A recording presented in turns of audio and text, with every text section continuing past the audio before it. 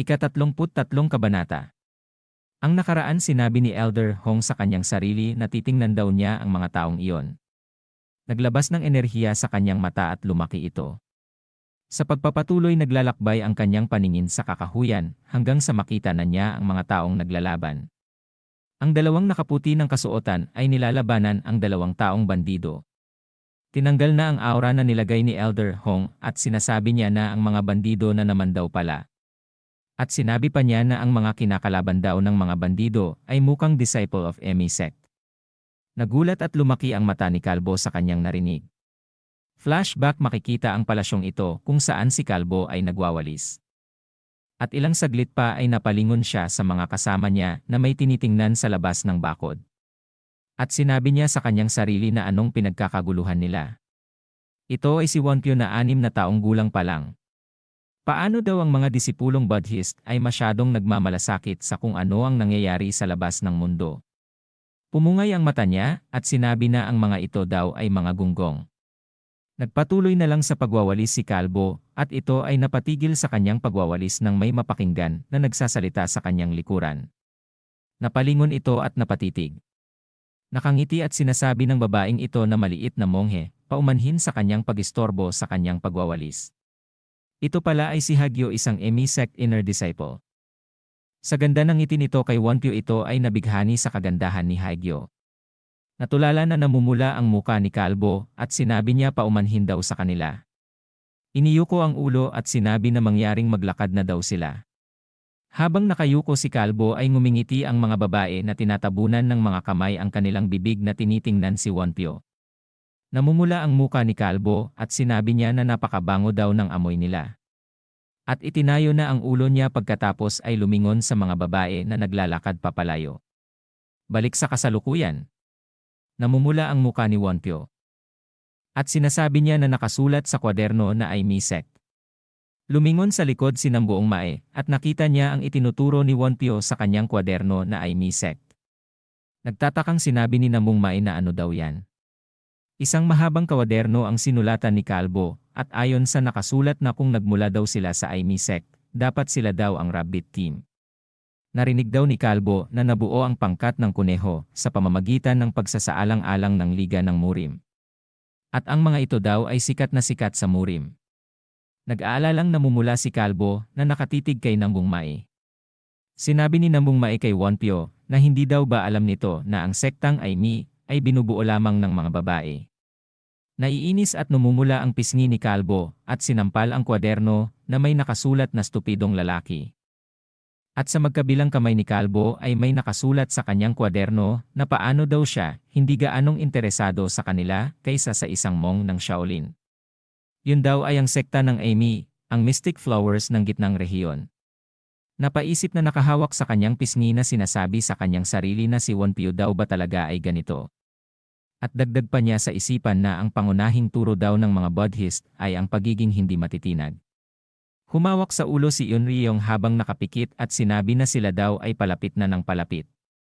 At biglang tumingin sa taas si Yunryong at sinabi na tumingin daw sila sa taas. Nagulat ito nang makita sa ere ang mga bandido na inaatake ang isang tao na nagmula sa Emi sect. Ang mga bata ay tuminggala rin at nakita ang mga ito. At nagulat si Nambuong Mae at Kalbo. Isang saglit pa ay mabilis na lumapag sila sa lupa. Pagkalapag nila sa lupa ay nagharap muli ang bandido at ang nagmula sa Emi sect. Makikita ang nakaputing kasuotan na nakatayo lang at ang muka nito ay natatabunan ng bandana. Sinabi ng mga bandido dito na siya daw ba ay naduduwag na ngayon dahil daw sa nahiwalay na daw siya sa kanyang kasama. Napangiwi ng bibig ang nakaputing kasuotan. Nakangiting manyakis ang bandidong ito at sinasabi na kung ito daw ay natatakot, hayaan daw siya nito na tulungan siya. Sumagot naman ang nakasuot na kulay puting kasuotan at sinabi nito na hindi lang daw ang muka nito ang napakadumi, pati na daw ang bunganga nito. Tumalo ng dalawang bandido at tatagain na ng kanilang espada at sinabi pa na ipakita daw niya ang kanyang masungit na mukha.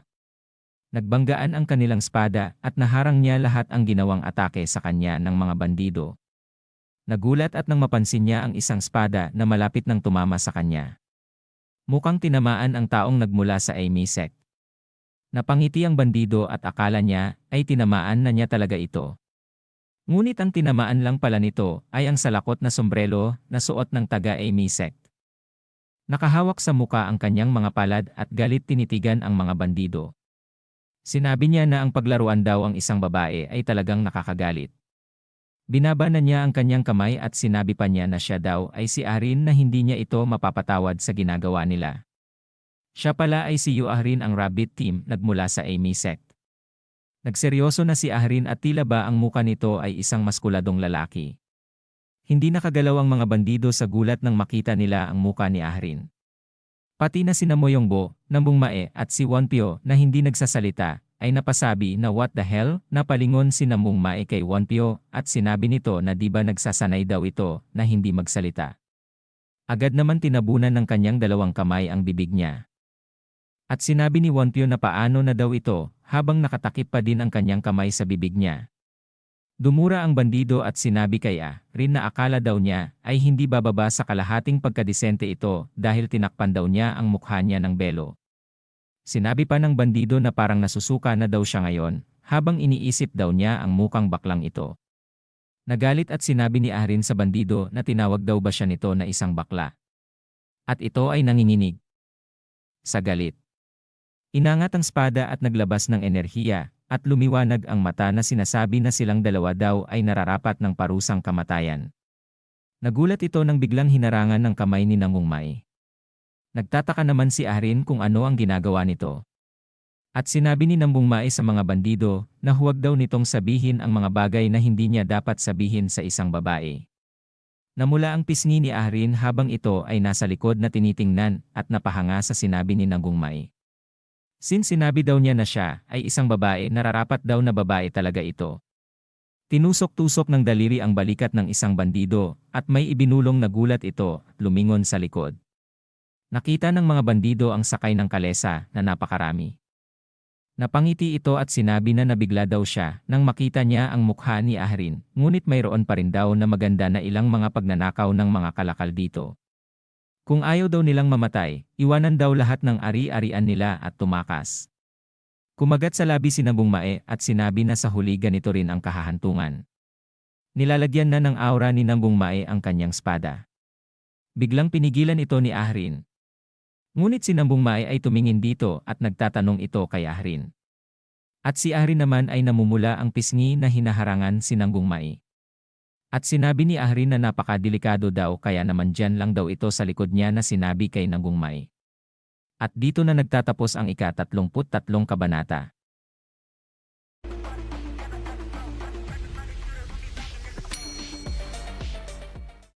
Ika-34 na kabanata. Nakatitig si Ahrin kay Nambung Mae, nakikita niya ito na nanginginig at sinabi niya na ito daw ba ay natatakot. Ang ki daw niya ay pabago-bago at nakakasiguro daw siya na ito ay may pinsala pa. Bakit daw niya ito ginagawa? Para protektahan daw ba siya? Flashback, makikita ang muka ng bata na tumitingin kaliwat kanan na nakaupo sa harap ng tindahan. Ito si Ahrin nung 5 taon pa lamang. Nakaupo siya sa labas at nang may tumawag sa kanya, at sinabi nito na wag daw siya magstambay sa labas, pumasok daw ito sa loob. Tumayo na si Ahrin at naglakad na papunta sa loob. Itinaga ang kutsilyo sa karne at sinabi na bakit daw siya nagluluksa sa labas para sa isang bata na sasali sa Amy sect. Tara na daw at ayusin na daw nito ang kanyang gamit. Sinabi ng batang Ahrin na asan daw ang kanyang tatay. Isang malakas na paghiwa sa karne, at tinititigan ang batang Ahrin at sinabi na may naririnig daw siyang mahinang boses. Ito pala ay si Youyang Jeong, ang nanay ni Ahrin. Umupo ito sa harap ni Ahrin at hinawakan sa balikat at sinabi na naalala pa daw ba nito ang mga sinabi niya sa kanya. Sumagot si Ahrin na ang taong iyon ay mahina sa malakas at malakas sa mahina. At sinabi ng kanyang nanay na tama yan, ganyan ang mga lalaki, gayon din ang tatay daw niya. Kaya daw naman ay kailangan daw nitong lumakas. Makikita ang mga malalaking muscle ng kanyang nanay. At si Ahrin ay nakatitig lang sa kanyang nanay at sinabi na wala bang lalaking mahina pero hindi sumusuko sa malakas. Habang nakahawak pa rin sa kanyang balikat ang kanyang nanay. Tumingin ang kanyang nanay at sinabi na bueno kung may ganyang lalaki. Hinawakan sa baba ng isang daliri ng kanyang nanay at sinabi na pagkatapos daw ay gawin itong sa kanya. At inilapit ang muka ng kanyang nanay sa kanya. Balik sa kasalukuyan, pinigilan ni Ahrin si Nabungmay na lumaban. At ito ay namumula ang pisngi at sinabi sa kanya na ito ay napakadelikado, kaya naman ay dyan lang daw siya sa kanyang likuran. Nagtatakang tumugon si Nabungmay na sumang-ayon. Namumula si Ahrin at lumingon na sinabi nito na siya na daw ang bahala dito, na utal na sinabi na kaya naman bumalik na ito. Tumalon na ang mga bandido at hahampasin na ng espada mula sa taas si Ahrin at sinabi pa ng bandido na saan daw ito nakatingin. At biglang mabilis na nagsidatingan ang maraming bandido. Nagulat ang mga mangangalakal at napanganga nang makita ang mga bandido na nasa ere. Nagulat si Leader Yang Ikyon at agad na sumigaw si Instructor Yang Junghyuk at sinabi na Snake Group maghanda sa pakikipaglaban. Makikita na sina Moyongbo, Jaegalmi, Yun Rion na mabilis na naghanda. Bumunot ng isang espada si Moyongbo at agad ay hinarang ang ginawang pag-atake ng bandido. Nagtamaan ng mga espada nila at nakangiting naiisip niya ang sinabi ni Nabungmay na iwasan ang anumang pangharap na pag-atake at higit sa anupaman kailangan daw nitong kontrolin ang kanyang ki. Ginagawa ni Moyongbo ang mga sinabi ni Nabungmay na pagkontrol sa ki at kanyang ki ay unti-unting lumalabas. Sinabi niya sa kanyang sarili na pero hindi daw nababagay sa kanya ang ganitong paggamit sa ki niya. At unti-unti na nababasag ang kanyang espada at sinabi niya na pero at least napapalitan niya ang kanyang espada bago ito masira. Itinapon ang masisirang espada at kumuhang muli sa lagayan at inihampas ang espada sa bandido. Itinapon niyang muli ang isang espada na malapit ng masira at kumuhang muli. Sumisigaw at sinabi ng bandido na ito na baliw ang batang ito. Para lang daw na insekto si Moyongbo at sumugod na nga ang bandido. Sinalubong ito ni Moyongbo at malakas na hinampas ng kanyang espada. Ngunit nabitawan niya ito at nagpaikot-ikot sa ere ang espada. Mabilis na tumalon sa ere si Moyongbo at kinuha ang espada mula sa ere at naglabas ng enerhiya. Mabilis na itinutok ni Moyongbo ang espada at inatake niya ng swordmanship lightning strike. Tinamaan sa balikat ang bandido at napasigaw sa sakit.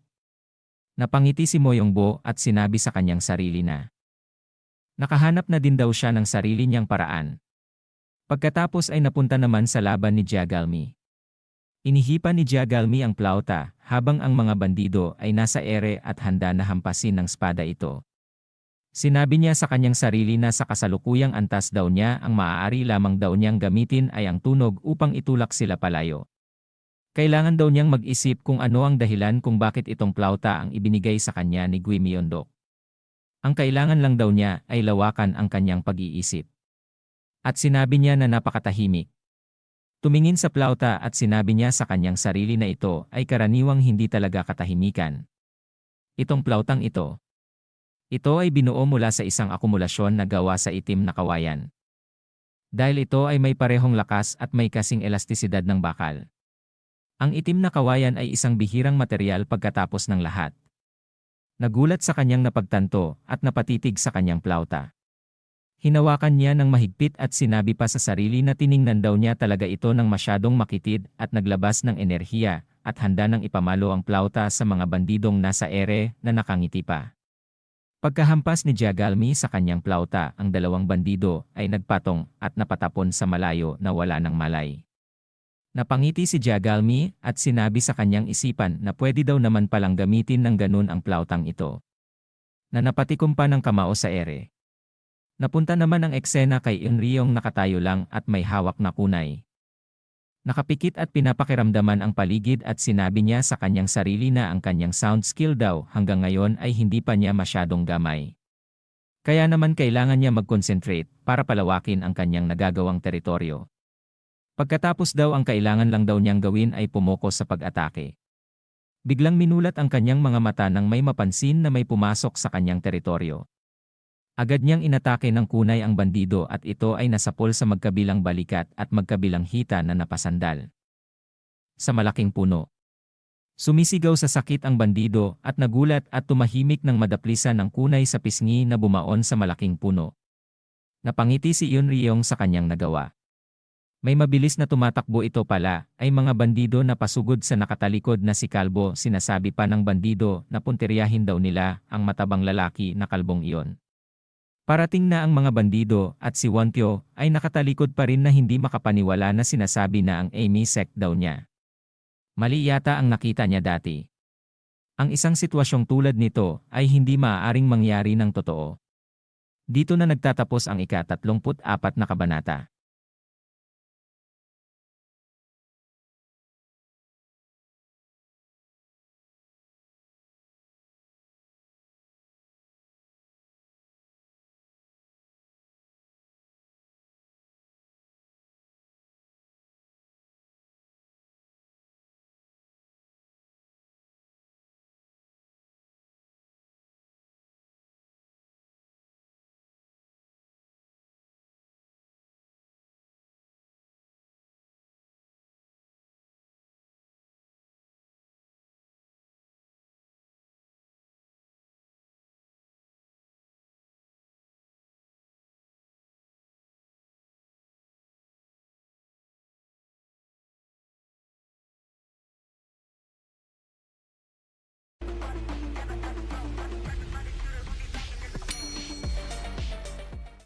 Ika-35 kabanata. Nakatayo pa rin si Kalbo at malalim ang iniisip habang nasa likod na niya ang mga bandido para atakihin siya. Malapit ng tamaan sa ulo si Kalbo, ngunit ito ay naharang ng kanyang sandata. Laking gulat din ng kalbong bandido na ito nang masangga ni Wonpyo ng kanyang tiyako ang ginawa nitong atake. At napanganga naman ang kasama nito sa gulat. Mabilis na ginalaw ni Wonpyo ang kanyang tiyako, at tinamaan sa bahba ang kalbong bandido pati na ang kasama nito. Lumipad sila. Sinabi ni Wonpyo sa mga bandido na siya daw ay naasar, kaya naman ay patay na daw sila ngayon. Nakatingin lang si Nambung Mae. Sinabi ng mga bandido kay Arin na saan daw ba ito nakatingin. Sabi ng mga bandido na sa ere at handa na ihampas ang espada ng mga ito. Naglabas ng aura si Ahrin at ang mga bandido ay madali lang natalo. Nagulat at nasabi ni Nambung Mae sa kanyang sarili na madali lang niyang natalo ang mga bandido. Naglalabas ng enerhiya si Ahrin at ang kanyang kamao ay may gasgas na sinasabi niya na ito daw ang Monifast Martial Arts. Ang mga bandido ay namaga ang muka dahil sa mga suntok ni Ahrin. Nanlaki ang mga mata ni Nambung Mae at sinabi sa kanyang sarili na bakit daw dinampot ni Ahrin ang kanyang espada kung sasampalin lang daw sila ng kanyang mga kamao. Naglakad si Ahrin papunta kay Nambung Mae at nang makalapit na ito ay sila ay nagkatitigan. Nakatitig si Ahrin kay Nambung Mae at sinabi na siya nga daw pala kung pwede daw ba nasabihin ang pangalan nito sa kanya. Nagtatakang walang masabi si Nambung Mae habang sila ay nagkatitigan na namumula si Ahrin. Tumugon at sinabi na ang pangalan daw niya ay Nambung Mae. Sumagot naman si Ahrin na Nambung Mae, so anak ka ng pamilya Nambung. Kaya naman nagpakilala rin ito at sinabi niya na siya daw ay si Ahrin. Humawak sa ulo at tumugon si Nambung Mae na Ahrin daw pala ang pangalan niya, mukhang napakalakas daw nito. Wala daw ba siyang natamong injuries? Tumingin sa mga kasamahan si Nambung Mae at nakita niya ang kanyang mga kasama na lumalaban pa. Habang nakalingon sa mga kasama si Nambung Mae ay sinabi nito kay Ahrin na ang mga kaibigan daw niya ay nakikipaglaban pa rin, kaya naman siya ay pupunta muna doon para tulungan sila. Tumakbo na papunta sa mga naglalaban si Nambung Mae at naiwan mag-isa si Ahrin. Nilingon ni Ahrin si Nambung Mae na tumatakbo at ngumiti ito at sinabi sa kanyang sarili na sige lang tulungan mo ang iyong mga kaibigan. Namukang gusto niya si Nambung Mae. Mabilis tumatakbo si Nambung Mae nang bigla siyang atakihin ng mabilis ng isang bandido. Tumalon sa ere at umikot si Nambung Mae upang maiwasan ang atake ng bandido. Pagkatapos ay ginamit na niya ang reverse flow. At nagapoy ang kanyang espada at inatake ang bandido. Nakatingin at lumingon sa likod si Nambung Mae at sinabi sa kanyang sarili na ngayon daw ay alam na niya kung paano gamitin ito. Makikita si Moyongbo na inaatake rin ang bandido, at si Jiagalmi na hinampas ng plauta ang bandido, at si Wonpyo o Kalbo na pinapaikot ang Kyaku na tumatama sa mga bandido, at si Yunryong na hinahagis ang mga kunay ng mabilis. Nagulat at napanganga si Nambung Mae at sinabi niya sa kanyang sarili na malayo pa daw talaga siya sa kanila. Gayunpaman, siya daw ay nakakita ng pag-asa kaya naman hinding-hindi daw siya susuko. Pinapanood ni instruktor ang mga bata at sinasabi niya mas mahusay na daw nilang hinahawakan ang kanilang mga armas ngayon kumpara sa kanilang huling labanan. Na-enlightenment na daw ba sila? Iginapos na ang bawat isang bandido at ang Snake Group ay nasa kanilang harapan. Ngumit si Instructor Yang Jungyok at sinabi sa kanila na kayong lahat ay maganda ang pinakita. Nakangiti ang lahat maliban kay Kalbo na umiiyak. Nakangiting nakasuntok ang kamao sa kanyang palad ni Leader Yang Ikyon at sinabi na ang kinabukasan ng iba't ibang pangkat daw ay maliwanag dahil ang mga batang master na ito ay namumukod tangi. Nakasuntok din ang kamao sa kanyang palad ni Instructor Yang Jungyok at tumugon na hindi. Pa daw sa ngayon sila daw ay malayo pa. May napansin si Instructor sa likuran at napatingin ito. Pagkatapos ay tinanong na sinabi na siya daw ba ay miyembro ng Rabbit Squad. Tumugon ito sa kanya na tama daw iyan siya daw ay si Yuarin na nagmula sa Rabbit Squad ng White Army na nakasuntok ang kamao sa kanyang palad tanda ng paggalang. Sinabi ni Instructor Yang Jungyok na ipaliwanag daw nito ang eksaktong nangyari. Tumugon si Ahrin at sinabi na okay, habang sinasamahan ang matanda ng Huayngap ay inatak daw sila at kasalukuyang nakikipaglaban sila sa Nokrim. Napahiwalay daw siya sa Rabbit Team. At nagsalita si Instructor Yang Jungyok na sa ngayon daw ang nakikita niyang paraan ay hanapin muna ang kanyang grupo na Rabbit Squad. At tinanong niya kung sino ang teacher niya. Bago pa sabihin ni Ahrin kung sino ang teacher niya, ay may isang boses na maririnig sa ere na sinasabi na 5 maliliit na ibon gusto ko sila, tulad nila, tulad nila. Napatingin sila sa taas at isang babae ang bumababa mula sa ere na makikita na nakatulala si Instructor Yang Jungyok. Sinabi naman ni Elder Hong na ang teacher daw nila ay parang isang diwata. Isang batang parang ipinanganak na parang perlas. Teacher Red Flying Fairy na si Eun Yeonwei. Sinabi ni Yeonwei na andito daw pala ang napahiwalay na hinahanap niya na kanyang estudyante. Sinabi nito kay Ahrin na hindi daw ba niya alam na kung ilang oras na daw siya nitong hinahanap. Nakayuko itong tumugon at humingi ng paumanhin sa pagalis nito mag-isa. Pinatawad naman siya ni Yeonwei dahil sa magalang daw ito, pero sinabi niya na ito na daw ang huling beses na pagbibigyan niya ito. At nag-iba ang muka ni Yeonwei at sinabi pa na kung hindi ay paparusahan na daw niya ito. Hinawakan sa balikat ni Instructor Yang Jungyok si Yeonwei at napalingon ito. Pagkatapos ay sinabi ni Instructor na dapat parusahan ang bata pagbalik daw niya sa akademya. Mabilis na lumingon at lumiliwanag ang mata na ikinagulat ni Instructor Yang Jungyok, ngunit ito pala ay yayakap lang na ikinabigla ni Instructor Yang Jungyok. Malanding sinabi pa ni Yeonwei na ang makita daw siyang nakatingin sa kanya ng nakakatakot na mga mata sinusubukan daw ba niyang parusahan siya. Little Sword Devil. Tumitig si Instructor Yang Jungyok na nahihiya at sinabi na bakit daw ba niya ito ginagawang bigla. Sumagot si Yeonwei na di ba sinabi daw nito kanina siya daw ay parang isang diwata. Makikita ang isang asasin na nagmamasid sa kanila sa likuran ng puno at mabilis na umalis at tumakbo sa kakahuyan. Ilang saglit pa ay nakadating na siya sa isang bahay na luma. Ito ay pumasok sa loob at lumuhod sa harapan ng isang asasin at sinabi nito na andito siya para magbigay ng ulat sa kanya. Nakaupo itong mayabang na asasin na sinasabi na ano na daw ang sitwasyon. Ito pala ang asasin na nakatakas kay Elder Hong. Sinabi ng nag-uulat sa kanya kinaladkad nila ang lahat ng mga tulisan na nasa loob nito at nilusob ang lahat ng dumaraan. At sinabi pa na nakita na daw niya ang elders. Hindi na daw sila makalapit pa dahil kasama nila ang mga matatanda ng matataas na sekta kaya sinundan na lang daw nila sila ng mabuti. Isang kalapating puti ang pumasok sa bintana at dumapo sa kamay ng asasin na may dalang ulat na nakatali sa paa nito. At nang makuha na ang ulat ang kalapati ay nasa taas na ng upuan ng asasin. Binabasa na ang ulat sa papel na dala ng kalapati. At nagulat ito nang mabasa ang salitang may. Dito na nagtatapos ang ika-35 kabanata.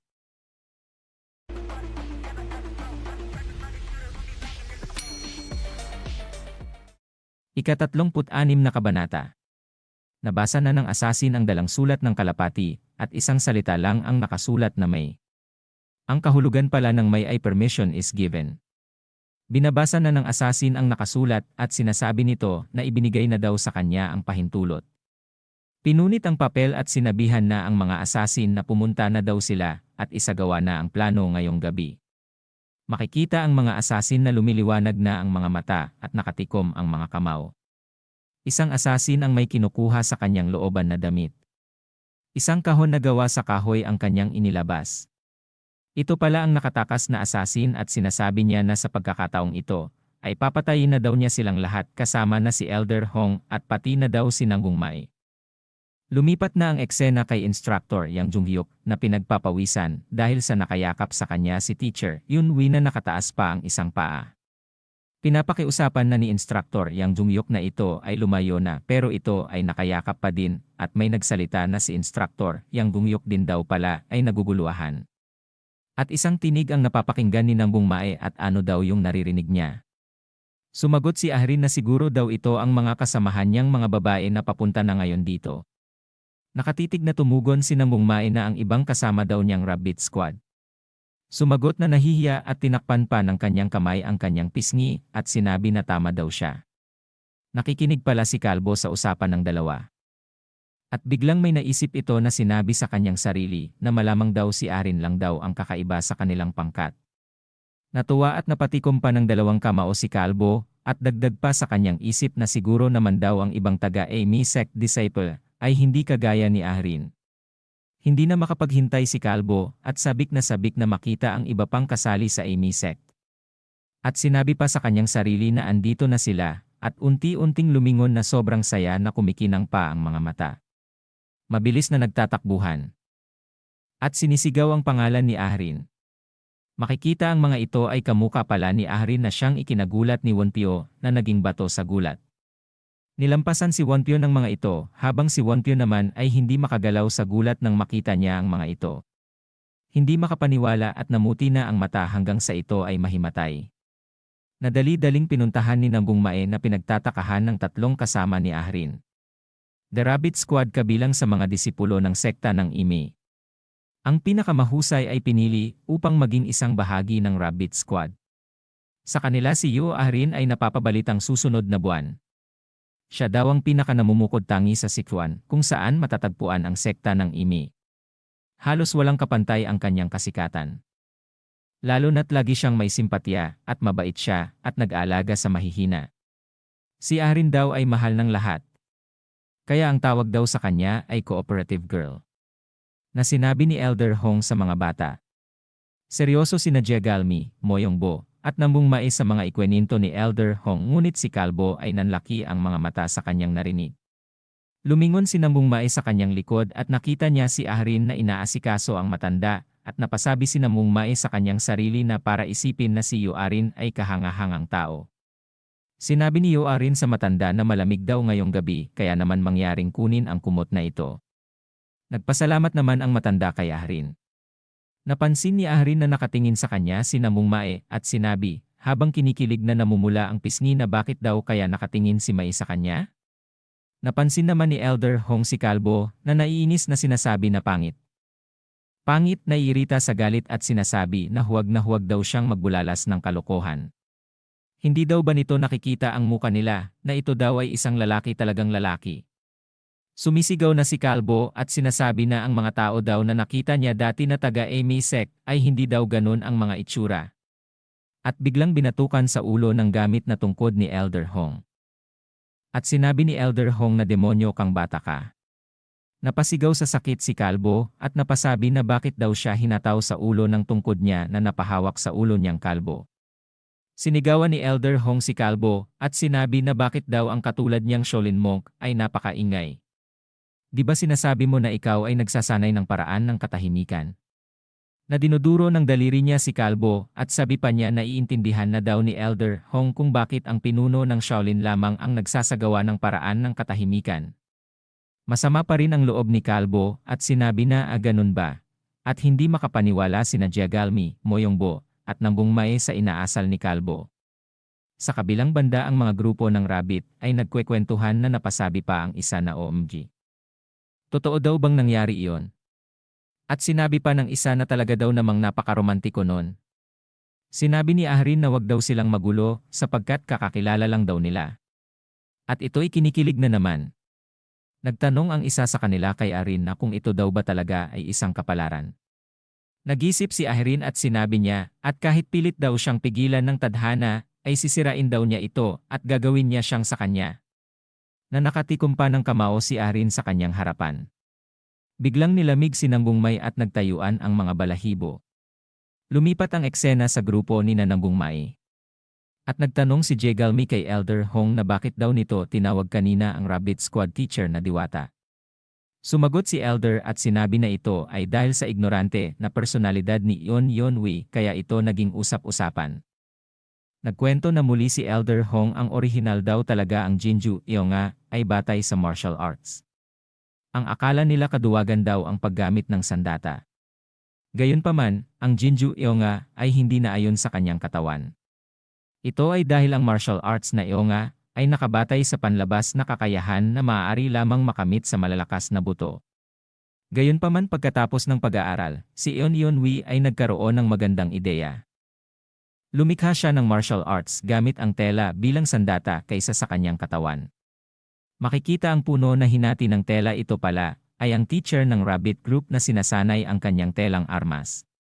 Dahil daw hindi matatawag na sandata ang tela, at dahil hindi ito espada, pinagsabihan siya ng kanyang pamilya na hindi siya katulad ng iba.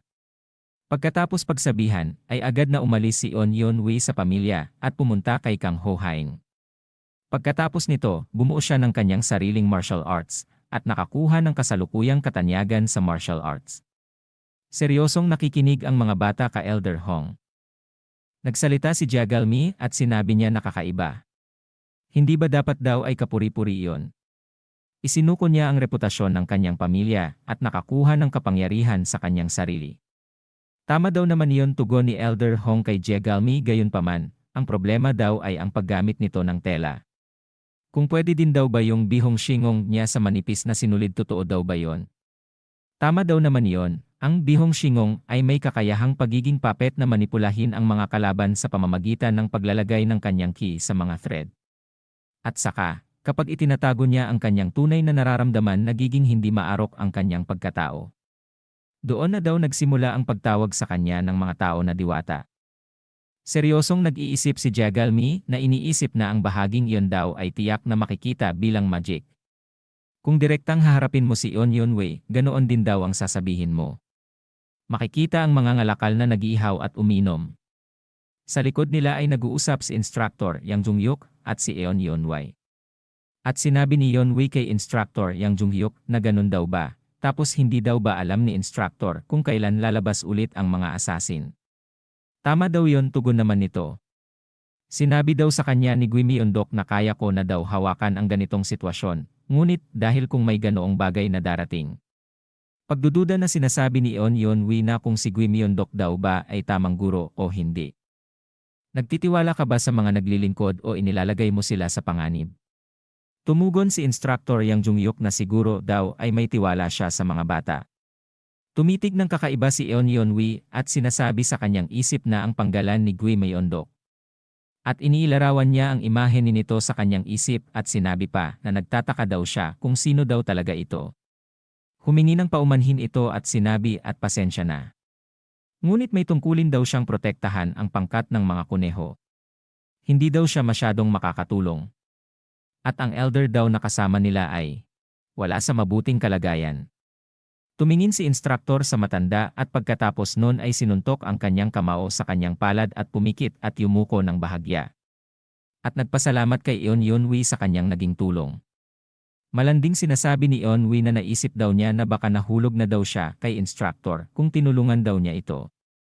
Nagtataka naman si Instructor Yang Jungyuk sa kanya.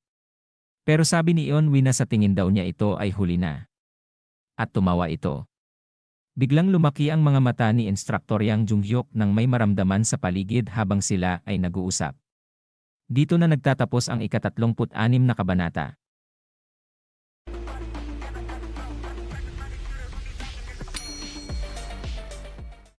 Ika-37 kabanata, naramdaman ni Instructor Yang Jungyuk ang paligid na may panganib. Mabilis na tumatakbo ang mga bandido upang umatake. Napalingon si Instructor Yang Jungyuk at sinabi sa sarili na isang assassin na ang mga galaw ay napaka-advance. Tahimik na nakatingin sa malayo at iniisip na ang mga asasin na daw na iyon ay mahirap na kalaban para sa mga bata. Kaya naman siya na lang daw ang haharap sa mga ito. Nakahalata na rin si Eunwi at sinabi nito kay instructor Yang Jungyuk na aalis na siya at pupunta na daw siya sa kanyang squad. Mabilis na umalis ang dalawa na lumiliwanag ang mga mata. Habang masaya pang nagkwekwentuhan ang mga bata, ay lumaki ang mga mata ni Elder Hong. At sumigaw na bumalik ulit ang mga bandido. Makikita ang kakahuyan na pinagistambayan nila ay mabilis na napapalibutan na ng mga asasin. At isang asasin ang makikita at ito ang mayabang na asasin na nakatakas. Nakatingin ito kay Nambung Mae habang si Nambung Mae ay palingon-lingon sa kaliwat kanan. Mabilis na tumalon at sumugod ito papunta sa kanya. At akmang sasaksakin na siya buhat sa ere, ay biglang hinarang ito ng tungkod ni Elder Hong. Sa lakas ng banggaan ay nagkaroon ng liwanag sa pagitan nito. Nagulat ang mga bata at sinabi sa kanyang sarili ni Nambung Mae na sila ang mga taong nakamaskara noong nakaraan. Nakatingala na nakatitig si Elder Hong na sinasabi nito sa bandido na noong nakaraan daw ito ay tumakbo na para isang daga pero ngayon daw siya pa daw ang nangunguna sa pag-atake. Tumugon ito at sinabi na tingnan daw nila kung ano ang kayang gawin nilang mga daga. At sumigaw ito na magsilabas na daw ang mga ito. Napatitig ng seryoso si Nambung Mae.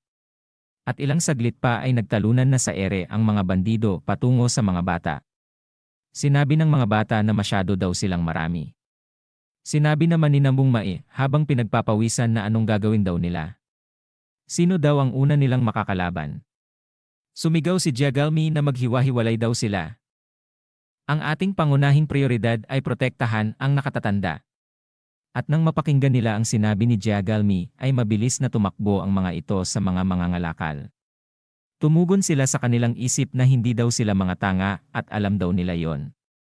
Habang tumatakbo sila ay nasalubong nila si instructor Yang Gungyok at nakangiting sinasabi na ito ay salamat daw sa kanilang praktikal na kasanayan sila ay kumikilos ng naayon.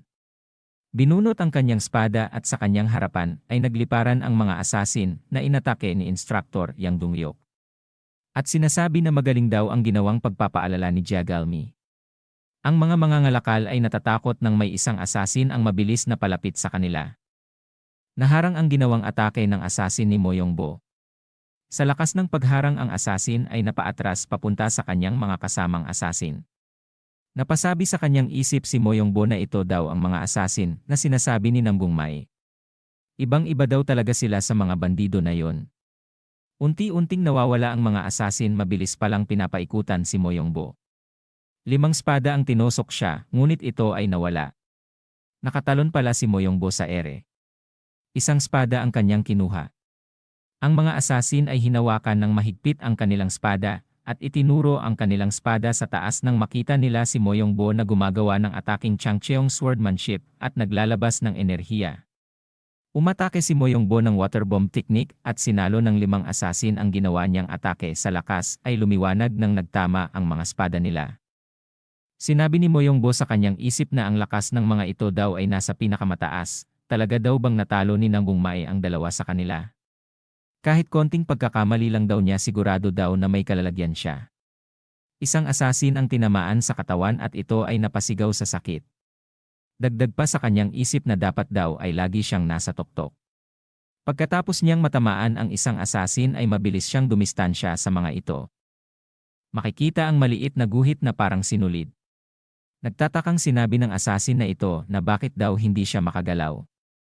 Ang asasin na ito ay nakatali na pala sa mga sinulid ni Eunwi na minamanipula na niya.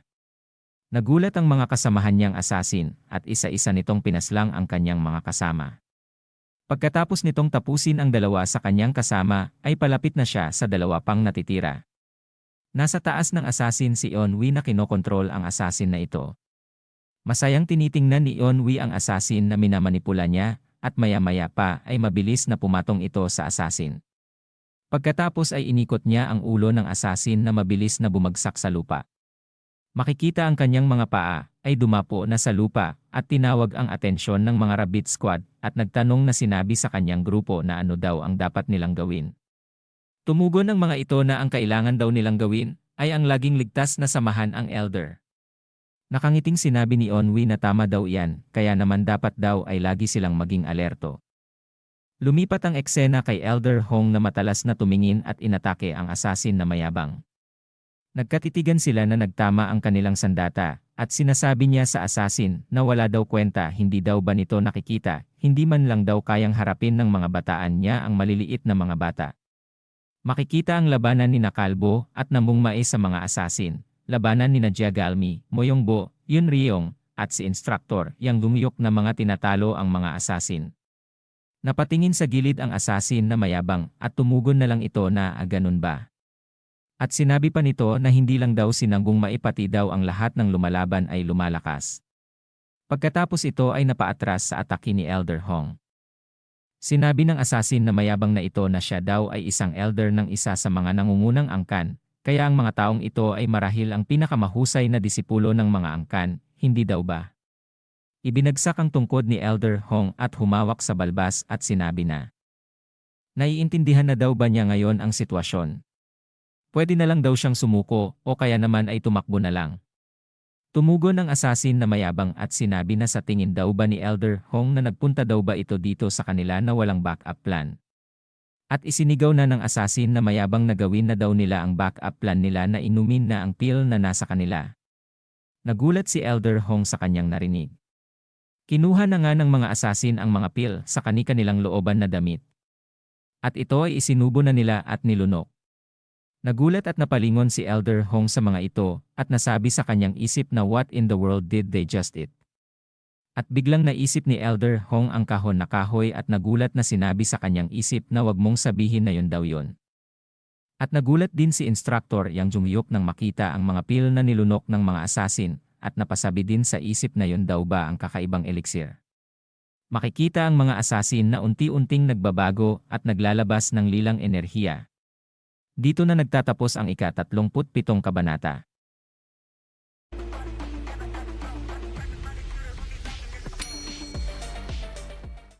Ika-38 kabanata, inatake ni Instructor Yang Jungyuk ang asasin sa katawan at makikita ang hiwa na nagawa nito. Si Eun Wee din ay inatake ang asasin gamit ang tela at bumulwak ang dugo nito sa katawan. Makikita ang dalawa na patuloy pa din ang ginagawang atake sa mga asasin at isa-isa itong napabagsak nilang dalawa. Pagkababa ni Eun Wee sa lupa ay kumindat ito kay Instructor Yang Jungyuk at sinabi nito na hindi daw ba silang dalawa ay napakagandang magpares. Bakit hindi na rin tayo magsama sa susunod na umatake muli sila? Sumagot si Instructor Yang Jungyuk na hindi daw ito ang oras na sila ay magbiruan. Tumugon naman si Eun Wee na hindi naman daw siya nang bibiro. Makikita ang mga nakahandusay sa lupa na mga asasin. Napahanga si Namungmai sa kanilang dalawa. Habang umaatake ang dalawa, ay sinasabi pa ni Namungmai na may mga 10 asasin na lang daw ang natitira sa orihinal na 50.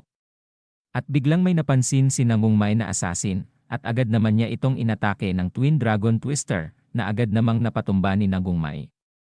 At sinabi niya sa kanyang sarili na mananalo daw sila nang biglang nagulat siya nang marinig niya ang pagsigaw ng mayabang na asasin. Na sinisigaw ng asasin na mayabang na gawin na daw nila ang paglunok ng elixir. Nagulat si Namungmai nang mapakinggan ang salitang elixir pati na sina Ahrin, Jiagalmi, at si Kalbo. Nang nalunok na ng asasin ang elixir, ay nagiba ang itsura na lumaki ang katawan at naglabas ng matinding enerhiya. Makikita ang 7 asasin na nakalunok na ng elixir. Napatanong sa isip si Jiagalmi na ang elixir ba na yun ay kaparehas ng elixir na nasa kahoy na kahon. Nakatayo at naglalabas ng enerhiya ang asasin na ito nang biglang mabilis na umatake at napasabi si Jiagalmi na ito ay napakabilis. Ang inatak pala ng asasin ay si Kalbo na kanya namang naharang gamit ang kanyang tsako. Sa lakas ng pagsuntok ng asasin si Kalbo, nagulat at napasabi sa kanyang isip na sobrang lakas daw ng atake na yon. Na nagawa itong patalsikin sa malayo at tumama sa gilid ng kalesa. Dahilan ng pagsusuka ng dugo at pagkawala ng malay ni Kalbo. Lumingon si Jiagalmi at nakita niya na nakadapa at hindi gumagalaw si Kalbo. Sinabi ni Namungmai sa kanyang sarili na ang mga asasin daw ay lumakas pagkatapos nilang lunukin ang elixir. Sinabihan agad ni Jiagalmi si Yun Ryong at sinabi niya na puntahan niya agad si Wonpyo at gamutin. Tumugon naman agad ito at nagmamadaling pinuntahan si Kalbo. Tumitig si Jiagalmi at nasabi na bakit daw kaya siya ay biglang nakaramdam ng kaba, At sinabi pa nito, habang nakatingin sa asasin na lumaki ang katawan at lumakas, ay parang may nakita na rin daw siya nito dati. Lumipat ang eksena kung saan ang mga uwak ay palipad-lipad sa tatlong bangkay na nakasabit dito sa Noxalgok. Makikita ang palasyo sa ibabaw ng bundok. Sa loob nito isang tao ang nakaluhod at tinawag ang kanyang leader na sinabi na marami daw siyang pagdududa tungkol sa misyon. Ang leader ay nasa kanyang harapan na nakatalikod at nakatayo sa may balkonahi. Sumagot ang leader habang ito ay nakatalikod at sinabi na kailangan lang daw niyang gawin ang trabaho niya, ano daw ba ang pinag-aalala niya. Sumagot ang nakaluhod at sinabi na hindi na daw mahalaga dahil ginagawa daw niya ito para sa Zhongqian Merchant Group sa loob ng 2 taon, pero mukhang delikado daw ang bagay na kanilang kinakalakal. Tumugon ang leader na matanda at sinabi na tama daw siya, ito ay talagang napakamapanganib, ngunit kahit ganun daw ito ay kaakit-akit sa parehong oras. Sa oras daw na nilunok mo ito, ang tao daw na nakalunok nito ay madadagdagan ng lakas papunta sa ibang antas. Pinapalakas daw nito ang taong nakalunok sa pamamagitan ng pagkonsumo daw ng kanyang life force. Ito daw ay inihahanda lalo na para sa mga asasin na katulad daw nila.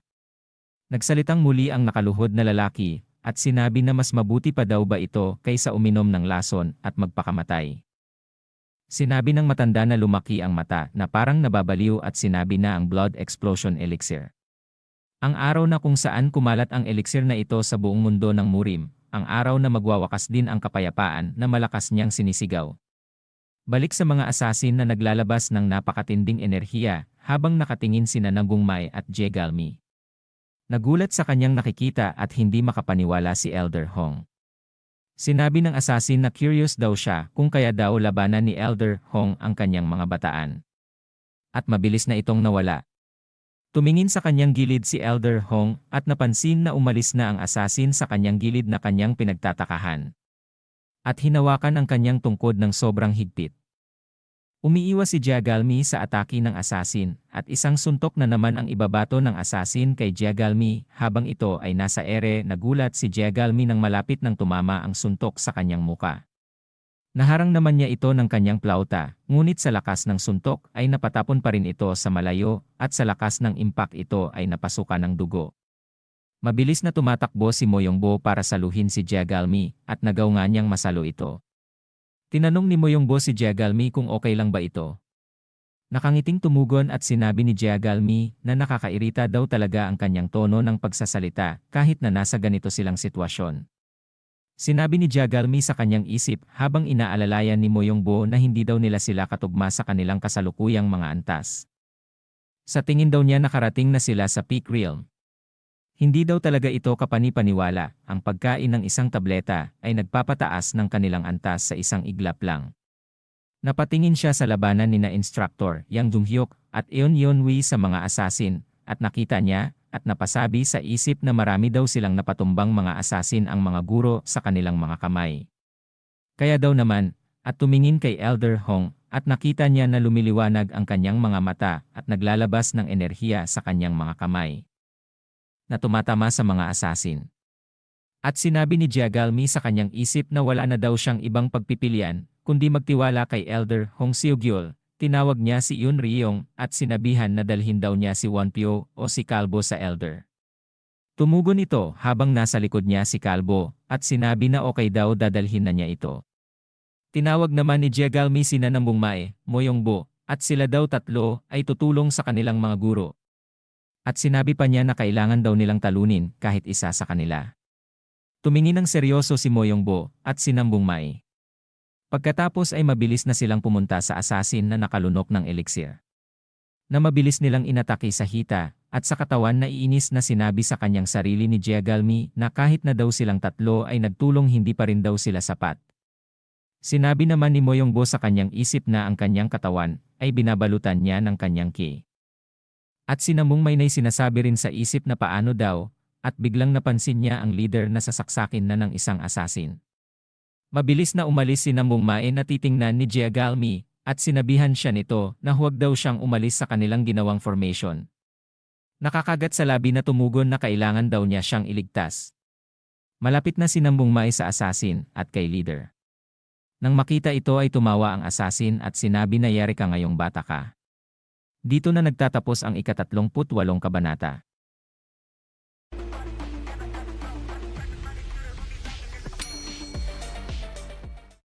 Ika-39 na kabanata. Nakangiti ng masama ang asasin na mayabang nang makita niya si Nambung Mae na malapit na sa kanila. Nagulat si Nambung Mae nang mapansin niya na parang inaabangan siya nito. Hinampas kaagad ni Nambung Mae ng kanyang espada ang asasin, ngunit ito ay agad na naiwasan nito. Pagkatapos maiwasan ay mabilis na sinaksak si Nambung Mae sa kanyang balikat. Agad namang bahagyang umupo ito para matanggal ang espada sa kanyang balikat at mabilis na dumistansya. Napaupo si Nambung Mae at napahawak sa balikat kung saan siya ay nasaksak. Sinabi ng mayabang na asasin na ipakita daw niya ang ginawa niya nung huli silang magkita. Nasasaktan na sinabi ni Nambung Mae na ito daw pala ang leader, at naaalala niya nung huli silang nagkita kung saan siya ay nakabitin. Nagagalit na sinabi ng mayabang na asasin na ang mahihina daw ay biktima ng malalakas. Nagpalabas ng maraming bakal na lubid at sa dulo nito ay parang isang dulo ng palaso. Malapit nang tamaan si Nambung Mae ng bakal na lubid. Flashback, makikita ang mayabang na asasin nung kabataan pa niya. At ito ay nakakulong na sinasabi niya na naghintay daw siya ng isang bayani na mag-aalis sa kanya sa impyernong kulungan na yon. Isang matanda ang nangingiti at biglang namuti ang mata at mabilis na natumba. Sa likuran nito ay isang lalaki nang umingiti. Ang batang asasin ay nagulat at nanlaki ang mga mata sa kanyang mga nakita, pati na ang kasama nitong mga bata. At nasabi niya sa kanyang isipan, sa wakas daw ay meron ng dumating na tagapagligtas. Sa oras na daw na yun ang akala daw niya ay siya ay naligtas na. Pero hindi nagtagal ay napagtanto daw niya na ang kapayapaan ay hindi rin daw nagtagal sa isang ginawa nilang tulong. Sa lalong madaling panahon kami ay naging target ng isa pang organisasyon. Kaya naman ay binitawan na sila ng mga taong tumulong sa kanila. Ang pangyayaring iyon ay isang buwan pagkatapos umalis ang mga taong tumulong sa kanila. Ang mabuting hangarin ay bumalik bilang isang lason. Ano daw ba ang pagkakaiba sa pagitan ng mabuti sa masama? At sinabi ng asasin na ito na kailangan daw niyang lumakas. Isang paa ang makikita at ito pala ay isang matanda na takot ilang saglit pa ay pinugutan na ito ng ulo ng batang asasin. At sinasabi niya na ang lakas ay ang lahat sa mundong ito. Balik sa kasalukuyan, sinasabi ng asasin ang mata daw ni Nambung Mae. Iniwasan ni Nambung Mae ang mga bakal na lubid, ngunit ang mga ito ay dumaplis pa rin sa kanya.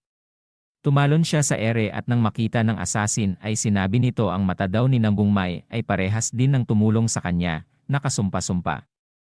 Tumingala at nilagyan ng ki ang kanyang kamay na may bakal na lubid at inatake niya ng spiral attack si Nambung Mae. Mabilis na papunta ang bakal na lubid kay Nambung Mae. Bumelo at sinasabi na ang ginawang atake daw ng asasin na yun ay kailangan daw niya maiwasan at mabilis na tumalon ito sa ere at umikot.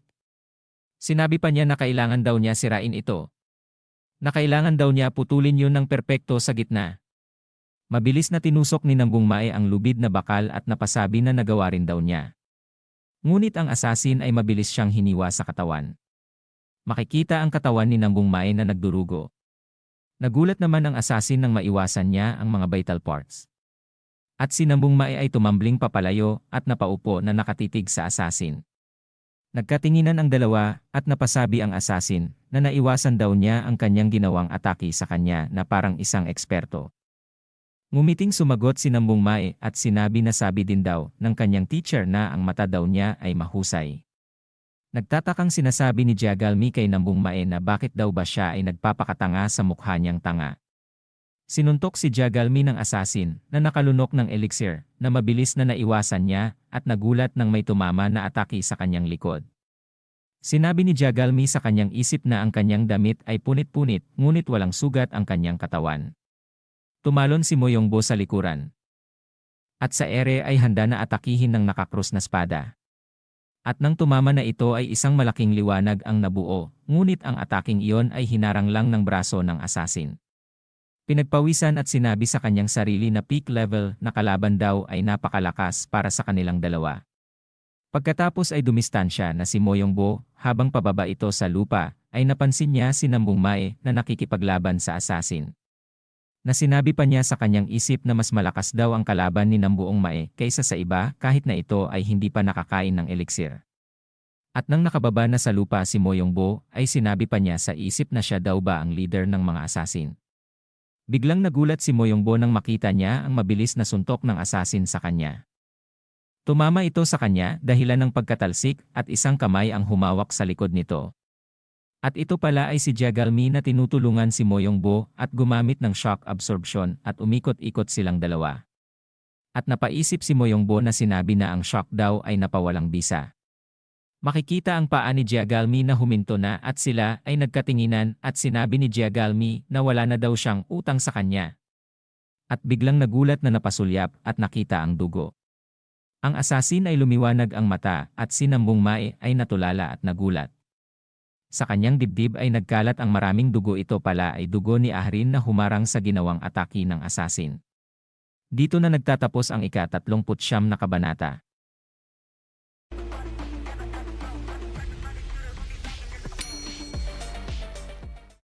Ika-40 kabanata, flashback, makikita ang bubong ng bahay.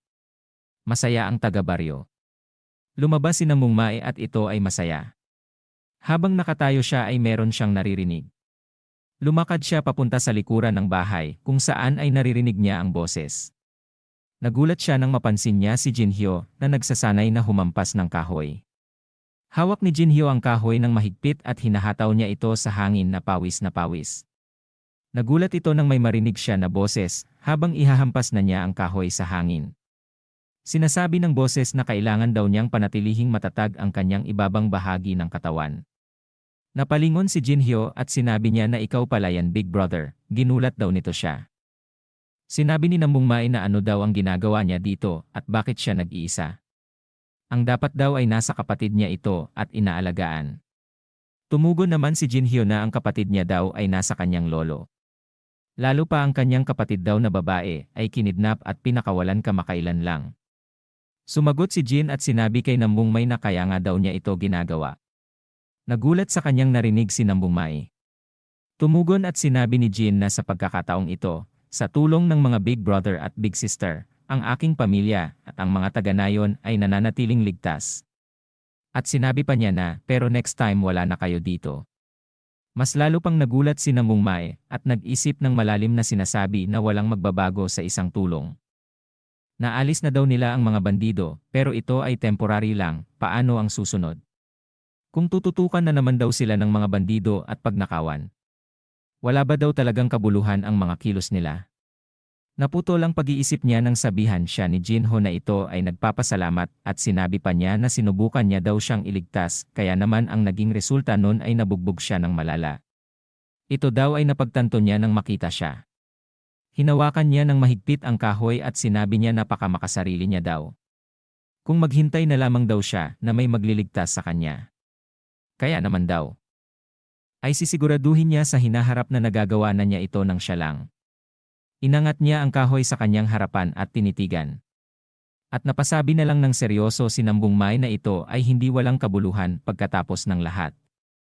Ang pagliligtas sa isang tao ay hindi tungkol sa kung ilang beses mo itong ginagawa. Ito ay tungkol sa kung maaari mong baguhin siya. Balik sa kasalukuyan, nahihirapan na si Nambung Mae na harangan ang mga atake ng assassin. Patuloy pa rin sa pag-atake ang assassin at sinasabi pa nito na mukhang nahihirapan na daw si Nambung Mae. Tingnan daw nila kung gaano siya tatagal.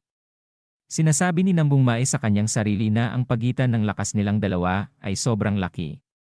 Pero kung susuko na lang daw siya dito, ang mga mangangalakal daw ay mapapahamak. Kaya naman daw ay pipigilan daw niya ito hanggang sa huli. Naglabas ng enerhiya si Nambung Mae at umatake ng Twin Dragon Twister at umapoy ang kanyang espada na nakatutok sa assassin at natamaan sa balikat ito. Ngunit ito ay biglang umiwas upang hindi na bumaon ang espada ni Nambung Mae sa assassin na ikinagulat niya. Sinabi ng assassin na nakatingin sa kanya na ito daw ay mababaw at biglang sinipa siya sa kanyang tiyan, sanhi ng pagtalsik niya sa malayo. Makikita si Ahrin na naglalabas ng enerhiya at atake na siya ng Imi blocking technique at ang mga kamay nito ay nakipagtagisan ng lakas sa assassin. Habang nagpapalakasan silang ng kamay ay sinasabi ni Ahrin na ang lakas daw niya. Hindi daw siya makapaniwala na kapantay lang daw niya ito. Sino daw kaya siya? At biglang napansin niya si Nambung Mae na nakahiga sa lupa at walang malay.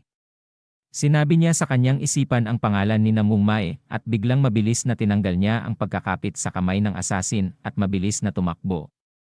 Ang kasama ni Ahrin ay sinisigawan siya na saan daw siya pupunta. Nagkamalay na si Namungmai, ngunit ito ay nakaluhod pa rin at nagsusuka ng dugo. Nagulat ang asasin at napatingin sa kanya. Pinipilit ni Namungmai na tumayo at tuloy pa rin ang paggubo niya ng dugo. Nakatayo na si Namungmai, ngunit ito ay makikita na nahihirapan. Sinabi ng asasin sa kanya na bakit daw patuloy pa rin siya sa pagbangon kahit na alam daw naman niya na wala siyang pag-asang manalo. Iniisip ba ng mga mandirigma ng pangkat ng hustisya na kaya nilang gawin ang lahat? Na siyang lalong nagbigay ng galit sa asasin. Hindi naman naiintindihan ni Namungmai ang mga pinagsasabi ng asasin. Kaya sinabi ng asasin sa kanya na sa tingin daw niya ay parang hindi pa daw ito napapansin niya. Tumugon si Namungmai na hindi naman dahil sa kaya daw niya ito ay dahil ito ay isang bagay na dapat niyang gawin. Patanong na napailing ng ulo ang asasin at sinabi niya na isang bagay na dapat mong gawin. Kung ganun gagawin din daw niya ang dapat niyang gawin. Lumiwanag ang mga mata at tumalon sa ere at pinag-ekis ang kutsilyo na atakihin si Namungmai na nakatayo lamang. Sasaksakin na ng asasin siya, at nakatingin lang si Namungmai at sinasabi sa kanyang sarili na ang kanya daw mga kamay ay ayaw gumalaw. Kaya naman pumikit na lang at tinanggap ang kamatayan niya.